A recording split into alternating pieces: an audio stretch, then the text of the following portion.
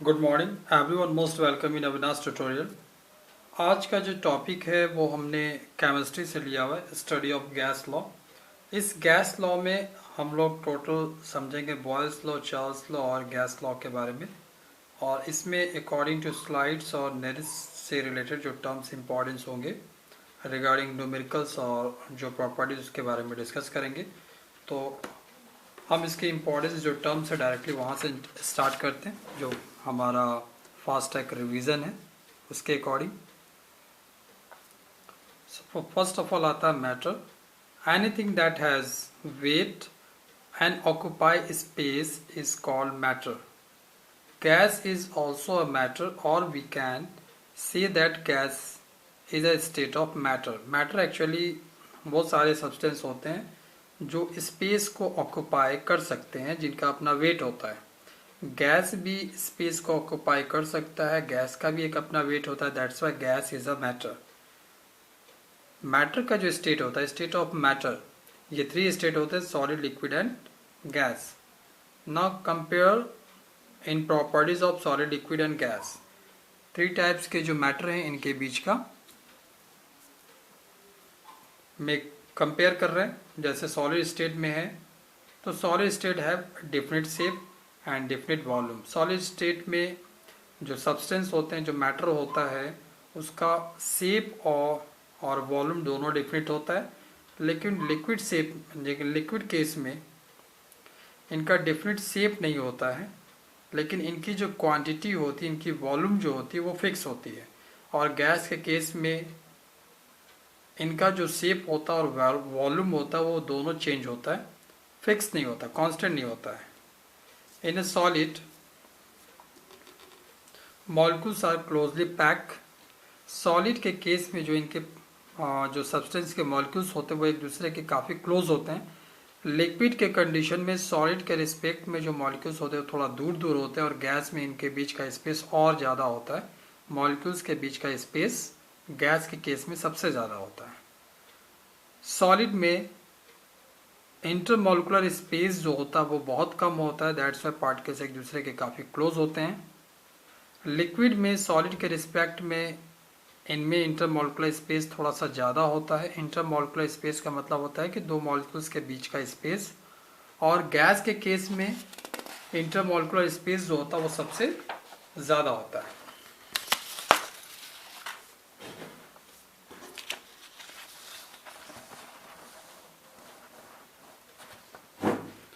Next है solid के case में इंटरमोलिकुलर फोर्स जो अट्रैक्शंस है वो भी सबसे ज़्यादा होता है, क्योंकि इंटरमोलिकुलर स्पेस कम होता है, इसलिए इनके बीच का फोर्स सबसे ज़्यादा होता है।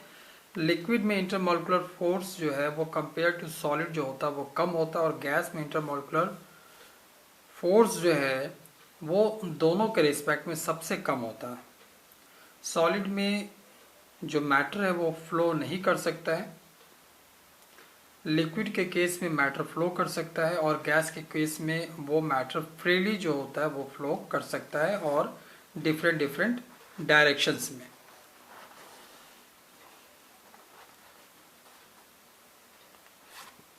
Characteristic of gases. The general characteristic of gases can be explain on the basis of kinetic theory of gases as follows. पहला है gases have neither definite shape not different volume. जो अभी हमने प्रॉपर्टीज डिस्कस किया था gas के बारे में, गैस का अपना न शेप होता और न ही अपना वॉल्यूम होता है। Gases are highly compressible.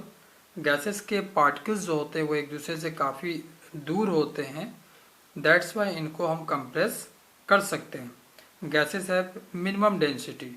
Gas के जो पार्टिकल्स होते हैं, गैस मैटर में जो पार्टिकल्स होते हैं वो नंबर ऑफ पार्टिकल्स जो होते हैं बहुत कम होते हैं और मैक्सिमम स्पेस को कवर करते हैं। दैट्स वाई इनका जो डेंसिटी होता है वो डेंसिटी काफ़ी कम होता है। Gas easily undergoes diffusion.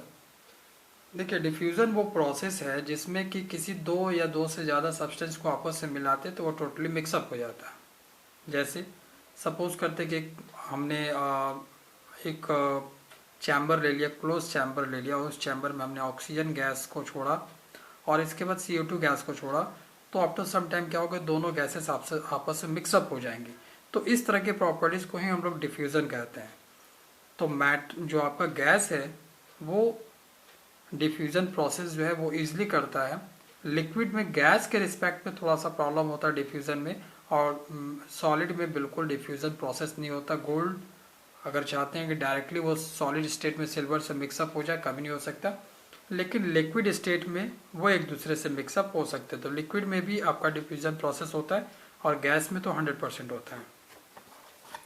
Next आते हैं रिगार्डिंग गैस लॉ।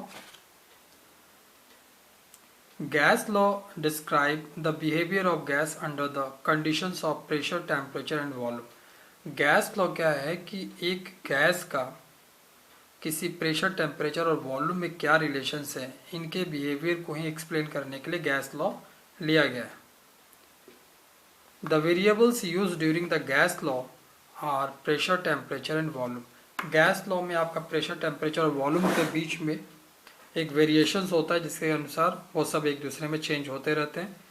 टेम्परेचर में मेजरमेंट के लिए डिग्री सेल्सियस और कैल्विन का यूज़ करते हैं गैस लॉ में, और डिग्री सेल्सियस और कैल्विन के बीच में relation kelvin is equal to 0 degree Celsius plus 273, और अगर डिग्री सेल्सियस में निकालना है और कैल्विन आपका दिया है तो degree Celsius is equal to 0 kelvin minus 273। इसी का कुछ एग्जाम्पल भी यहाँ पर है अगर हमको इसमें चेंज करना हो। सपोज करते हैं कि हमें 0 डिग्री सेल्सियस को कैल्विन में चेंज करना है, तो 0 प्लस 273 दैट मीन्स कि 273 कैल्विन हो जाएगा। अगर माइनस 273 डिग्री सेल्सियस को कैल्विन में चेंज करना है तो माइनस 273 को हम यहाँ पुटअप कर देंगे और 73 से ऐड करेंगे तो रिजल्ट हो जाएगा 0। तो इस तरह से एक डिग्री सेल्सियस को कैल्विन में कैसे चेंज करेंगे, डिग्री सेल्सियस को कैल्विन में किस तरह से चेंज करेंगे। नेक्स्ट आते हैं आपका जो वॉल्यूम्स है उसका मेजरमेंट गैस लॉ में क्या क्या यूनिट्स होता है। यूनिट ऑफ वॉल्यूम पहला होता है मिलीलीटर, सेकंड होता है सेंटीमीटर क्यूब, थर्ड होता है आपका लीटर। अब इनके बीच में रिलेशन क्या है, 1 litre is equal to 1000 millilitre, it is equal to 1000 centimeter cube. So 1 milliliter is equal to 1 centimeter cube. ये यूनिट 100% लर्न कीजिएगा क्योंकि इस पे क्वेश्चंस आते भी हैं, कभी न्यूमेरिकल्स में आ जाते हैं और कभी डायरेक्ट पूछते हैं। नेक्स्ट प्रेशर का यूनिट एटमॉस्फेरिक प्रेशर, प्रेशर को मेजरमेंट करने के लिए एटमॉस्फेरिक प्रेशर होता है। सेंटीमीटर मरकरी Hg होता है, Hg का जो लेवल होता है वो सेंटीमीटर में मेजरमेंट करते हैं। नेक्स्ट होता है मिलीमीटर ऑफ मरकरी, जिसमें कि मरकरी का लेवल मिलीमीटर में उसका हाइट मेजरमेंट करते हैं, ये कितने मिलीमीटर है तो उसके रिस्पेक्ट में ये डिसाइड कर लेते हैं कि यस प्रेशर क्या होगा। Next relations between atmosphere and mercury, atmospheric pressure और मरकरी जो प्रेशर इन दोनों में क्या रिलेशंस है। सो 1 एटमॉस्फेरिक प्रेशर जो होता है वो 76 सेंटीमीटर ऑफ Hg, मतलब एक एटमॉस्फेरिक का प्रेशर, एक अगर हम ट्यूब ले लें और उसमें मरकरी का जो लेवल होगा 76 सेंटीमीटर, उस 76 सेंटीमीटर हाइट पे जो प्रेशर लगेगा वो प्रेशर जो होगा 1 एटमॉस्फेरिक प्रेशर के बराबर होगा। और इसी सेंटीमीटर को जब हम मिलीमीटर में कन्वर्ट कर देंगे तो 760 मिलीमीटर ऑफ Hg में हो जाएगा, और इसी का स्टैंडर्ड फॉर्मेशन 760 ऑफ Hg भी लिखते हैं। तो 1 एटमॉस्फेरिक प्रेशर जो होता है वो 760 ऑफ Hg के बराबर होता है। अभी हम लोग आ जाते हैं बॉयल्स लॉ में। Boyle's law state that at constant temperature, Boyle's law क्या है, जब टेम्परेचर आपका कांस्टेंट होगा तो वॉल्यूम जो है वो इन्वर्सली प्रोपोर्शनल होगा प्रेशर का। तो इसका मीनिंग क्या हो गया कि अगर प्रेशर बढ़ रहा है तो वॉल्यूम घटेगा, और अगर प्रेशर घट रहा है तो वॉल्यूम बढ़ेगा। ये इन्वर्सली प्रोपोर्शनल रहते हैं, उल्टा हो जाते हैं कि अगर एक बढ़ रहा है तो दूसरा घटेगा, दूसरा बढ़ रहा है तो पहला घटेगा। ये एक कांस्टेंट टेम्परेचर पर होगा, that is known as Boyle's law. यहाँ पर भी आपका एक वॉल्यूम है और भी प्रेशर है। अब इसी बॉयल्स लॉ को थोड़ा सा डिटेल्स में समझते हैं, थोड़ा सा फॉर्मूला के अकॉर्डिंग।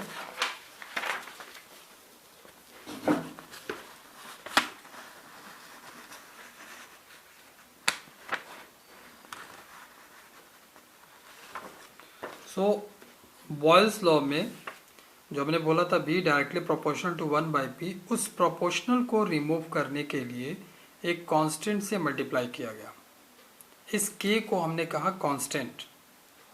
अब यहाँ पर जो k की वैल्यू हो जाएगी वो pb हो जाएगी, और किसी स्पेशल गैस के लिए k की वैल्यू जो होगी वो कांस्टेंट होंगे, जिसको कि बॉयल्स कांस्टेंट कहते हैं। अब यहाँ पर अगर इनका वॉल्यूम चेंज, प्रेशर चेंज हो रहा है तो वॉल्यूम भी चेंज होगा। तो इस तरह से P1 V1 equal to P2 V2 जो रिलेशन मिला ये हमारा बॉयल्स लॉ से मिला। नेक्स्ट आ जाते हैं चार्ल्स लॉ में। चार्ल्स लॉ, तो चार्ल्स लॉ के केस में एट कांस्टेंट प्रेशर, जब प्रेशर आप कांस्टेंट लेते हैं किसी गैस का और उसके अकॉर्डिंग जब उसका वॉल्यूम इंक्रीज होता है तो टेम्परेचर भी इंक्रीज होता है। दैट मीन्स कि किसी गैस का टेम्परेचर अगर आप इंक्रीज कर रहे हैं और उस केस में प्रेशर कांस्टेंट रखा हुआ है तो वॉल्यूम 100% बढ़ेगा। इस प्रॉपर्टीज को हम लोग कहते हैं चार्ल्स लॉ। अगेन इस डायरेक्टली प्रोपोर्शनल को रिमूव करने के लिए ही एक कांस्टेंट लिया गया है k। ये जो कांस्टेंट है इसको हम लोग चार्ल्स कांस्टेंट कहते हैं। अगेन समझाते हैं, v directly proportional to t, इसका मतलब होता है कि किसी गैस का एक चैम्बर में आपने गैस को लिया हुआ है, क्लोज चैम्बर है, और अगर आपने उसके प्रेशर को कांस्टेंट कर रखा है, टेम्परेचर इंक्रीज कर रहे हैं, तो टेम्परेचर के अकॉर्डिंग उसका वॉल्यूम भी बढ़ता जाएगा। जितना आप टेम्परेचर बढ़ाएंगे उसी अमाउंट में उसका वॉल्यूम बढ़ेगा। सो इसको कहते हैं T is directly proportional to volume, that is known as Charles law. Charles law में इस प्रोपोर्शन को रिमूव करने के लिए कांस्टेंट लिया गया है, इस कांस्टेंट को चार्ल्स कांस्टेंट कहते हैं। सो इसके अकॉर्डिंग k की वैल्यू हो जाएगी v/t। अगर हमने एक अलग स्टेट ले लिया, जैसे T1 टेम्परेचर पे V1 वॉल्यूम था, टेम्परेचर इंक्रीज किया, वो टेम्परेचर T2 हो गया तो उसका वॉल्यूम हो जाएगा V2। तो चार्ल्स लॉ में जो इक्वेशन बन के आता है V1/T1 equal to V1 V2/T2। V1 जो है आपका इनिशियल वॉल्यूम है, V2 आपका जो है वो फाइनल वॉल्यूम है। T1 इनिशियल टेम्परेचर है एंड T2 फाइनल टेम्परेचर है। नेक्स्ट आ जाते हैं केल्विन स्केल क्या होता है। The new temperature scale on which the zero is at -273 degree Celsius. अब एक नए मेजरमेंट स्केल पे आते हैं, जब उसका इनिशियल जो टेम्परेचर होता है वो -273 डिग्री सेल्सियस से स्टार्ट होता है, तो इस तरह का जो स्केल मेजरमेंट है इसको हम लोग केल्विन स्केल कहते हैं। Such that each degree on it is equal to 1 degree of Celsius is called kelvin scale. जहाँ पर एक एक डिग्री जैसे जैसे बढ़ते जाते हैं वो डिग्री सेल्सियस में भी वैसा ही अमाउंट एक एक डिग्री आपका बढ़ता जाएगा। नेक्स्ट आते हैं एब्सोल्यूट। एब्सोल्यूट जीरो का मतलब क्या होता है। So absolute zero is the last और the lowest limit of temperature at which the volumes becomes theoretically zero. जब किसी गैस का वॉल्यूम जो होता है एक मिनिमम टेम्परेचर पे, थ्योरी के रिस्पेक्ट में वॉल्यूम जब जीरो हो जाए तो इस तरह के स्टेट को हम लोग कहते हैं एब्सोल्यूट जीरो। और ये जो टेम्परेचर अगर हम लोग केल्विन स्केल पे आ जाते हैं तो टेम्परेचर जो होता है वो -273 डिग्री सेल्सियस, इस टेम्परेचर को हम लोग कहते हैं एब्सोल्यूट जीरो।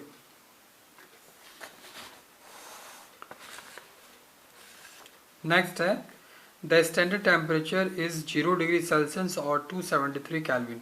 जो 0 डिग्री सेल्सियस होता है वो इसके स्टैंडर्ड लेते हैं और इसी का केल्विन में 273 डिग्री केल्विन हो जाता है। The standard pressure is 760 millimetre of Hg, जो अभी हमने यूनिट के लिए बताया था। अदरवाइज 76 सेंटीमीटर ऑफ Hg कहते हैं, अदरवाइज 1 एटमॉस्फेरिक प्रेशर कहते हैं। तो क्वेश्चन ऐसे आता है कि 1 एटमॉस्फेरिक प्रेशर को हमें मिलीमीटर ऑफ Hg में कन्वर्ट करना है, तो 760 मिलीमीटर ऑफ Hg ऐसा लर्न करेंगे। 1 एटमॉस्फेरिक प्रेशर में कितने सेंटीमीटर ऑफ Hg होता है, तो 76 सेंटीमीटर ऑफ Hg होते हैं। लास्ट टॉपिक है गैस लॉ। तो गैस लॉ क्या है आपका, चार्ल्स लॉ और बॉयल्स लॉ का कंबाइंड फॉर्मेशन आपका गैस लॉ है। इस गैस लॉ में बेसिकली हम लोग दोनों प्रॉपर्टीज को एक साथ शो करते हैं। पहला है आपका बॉयल्स लॉ। बॉयल्स लॉ है कि volume is inversely proportional to pressure. Charles law, volume is directly proportional to temperature. जब इन दोनों को एक साथ मिक्सअप कर लेते हैं तो ये आ जाता है volume is directly proportional to temperature by pressure. और इस प्रोपोर्शनल को रिमूव करने के लिए एक कांस्टेंट ले लेते हैं और इस k की वैल्यू जब निकालते हैं तो k की वैल्यू आती है P1 V1 बाई T1। अब इनिशियल कंडीशन में एक गैस है तो उसका होगा conditions P1 V1 by T1, लेकिन अगर उसका टेम्परेचर इंक्रीज कर दिया तो सेकंड केस में उसका जो इक्वेशन हो जाएगा P2 V2 बाई T2 होगा। और ये किसी एक ही गैस के लिए होगा, क्योंकि केल्विन जो हमने लिया हुआ है ये आपका गैस लॉ कांस्टेंट है और ये k की वैल्यू किसी फिक्स गैस के लिए फिक्स होती है। गैस चेंज होगा तो ये रिलेशन भी आपका चेंज हो जाएगा। किसी एक ही गैस के लिए कोई भी हमने गैस सपोज ऑक्सीजन ले लिया, उसका इनिशियल टेम्परेचर हमने मेजरमेंट कर लिया, इनिशियल वॉल्यूम मेजरमेंट कर लिया, इनिशियल प्रेशर मेजरमेंट कर लिया। अब ऑक्सीजन गैस का ही जब हम टेम्परेचर इंक्रीज कर रहे हैं तो उसके अकॉर्डिंग प्रेशर और वॉल्यूम भी चेंज होगा। वो रिलेशन रख लेंगे और दोनों को इक्वल करेंगे तो ये इनका जो रिजल्ट आएगा ऑलवेज इक्वल आएगा, that is known as Boyle's law. तो आज की क्लासेस में हम लोगों ने स्टडी ऑफ गैस लॉ चीज़ों को समझा। इसमें जो टॉपिक हम लोगों ने कवर किया है वो टॉपिक है आपका Boyle's law, Charles law and gas equation, different types of unit जो एग्जामिनेशन पॉइंट्स ऑफ व्यू से काफ़ी इंपॉर्टेंस है, and different between solid liquid and gas.